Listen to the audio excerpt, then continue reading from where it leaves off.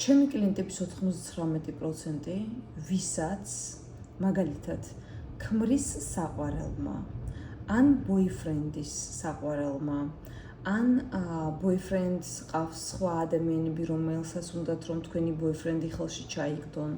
მოკლედ მნიშვნელობა არ აქვს, ვინც ცდილობს თქვენი კაცის, ეს იქნება ქმარი თუ ბოიფრენდი წართმევას. და გიკეთებთ ჯადოს, თითქმის ყველა კლიენტს აქვს საშუალოსნოს პრობლემა.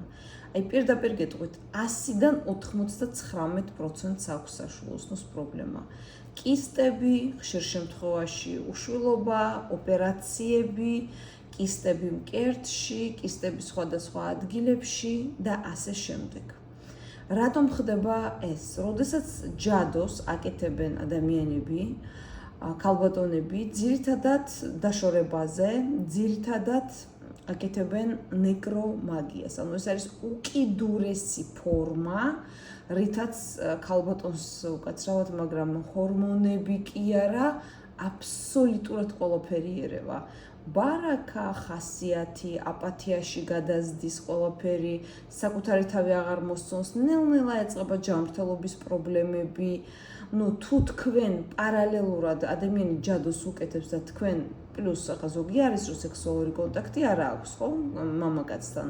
ზოგი არის რომ სახლში ცხოვრობს, ან ბოიფრენდია, სექსუალური კონტაქტიც აქვს, მაგრამ სხვა ქალი შორიდან უკეთებს ჯადოს.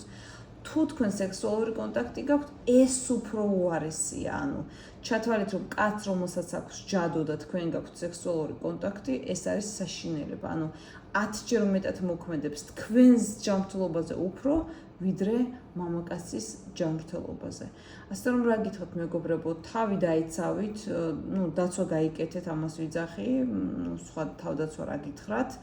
ეხლა თქვენ ვერ გაიგებთ თქვენ კაცს ვინ როდის რა ჯადოს გაუკეთებს, სანამ არ მიხვდებით ამას ურთიერთობაში, ამიტომ რა გითხრათ.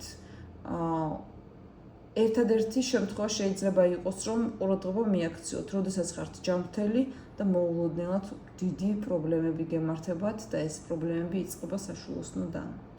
ძირითადად ძალიან ცუდი შემთხვევებით სრულდება, მაგრამ რა გითხრათ, თავს გაუფრთხილდით.